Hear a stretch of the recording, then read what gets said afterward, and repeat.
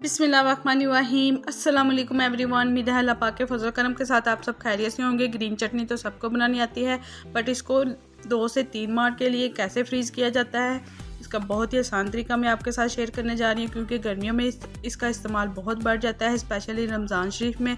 सो आपने पूरी वीडियो देखनी है ताकि कोई भी स्टेप मिस ना हो। टाइम वेस्ट किए बगैर चलते हैं इसकी तैयारी की तरफ। फ्रेश धनिया 1 गट्ठी, आप भी कोशिश करें कि धनिया और पुदीना दोनों फ्रेश लें। पुदीना भी 1 गट्ठी लिया है मैंने। अब इनके पत्ते सेपरेट कर लूँगी और टहनियाँ सेपरेट कर लूँगी और इनको अच्छी तरह वॉश करके तो एक जूसर जग में डाल लूँगी।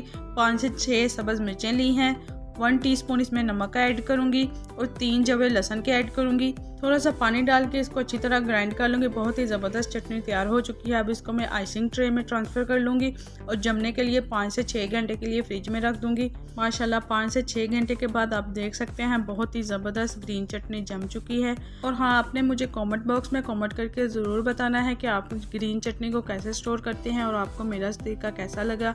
ग्रीन चटनी क्यूब्स को मैं एक प्लेट में निकाल लूँगी। ग्रीन चटनी को स्टोर करने के लिए आप कोई भी जिपलॉक बैग या शॉपर बैग ले सकते हैं। मैंने इसको जिपलॉक बैग में डाल दिया है और आप इसको इस स्टेज पे 2 से 3 माह के लिए इजीली स्टोर कर सकते हैं। इसका ना तो कलर ख़राब होगा, ना ही टेस्ट ख़राब होगा और बिल्कुल फ्रेश रहेगी और आपकी टाइम की भी बचत हो जाएगी। जब आपको ज़रूरत हो निकालें और इसको इस्तेमाल करें। आई होप कि आपको बहुत ही आसान तरीके से चटनी को स्टोर करने की रेसिपी पसंद आई होगी। फ्रेंड्स और फैमिली में लाइक और शेयर करना मत भूलिएगा और हाँ, जाने से पहले रेड बटन को प्रेस करना मत भूलिएगा।